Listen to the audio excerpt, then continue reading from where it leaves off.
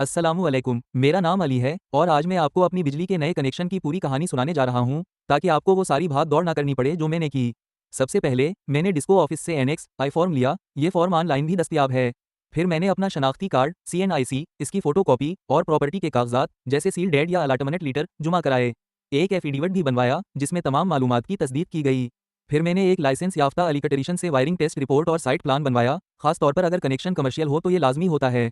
Processing time, अगर load 15 kilowatt तक हो तो तकरीबन 30 दिन में कनेक्शन मिल जाता है।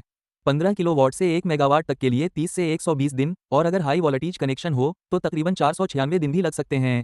फिर आया डेमांड नोटिस जिसमें कनेक्शन चार्जेस, सिक्योरिटी डिपॉजिट और मीटर इंस्टॉलेशन फीस शामिल थी।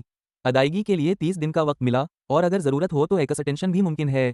और बस सारी फीस जमा कराने के बाद मेरा बिजली का कनेक्शन लग गया। तो अगर आप भी नया कनेक्शन लेना चाहते हैं, यही तरीका है, आसान, कानूनी और मुकम्मल सादा अल्फाज में। अगर वीडियो मददगार लगी हो, लाइक करें, शेयर करें और फॉलो करें चीफ कंसल्टेंट पाकिस्तान, ताकि आपको हर अपडेट वक्त पर मिलती रहे।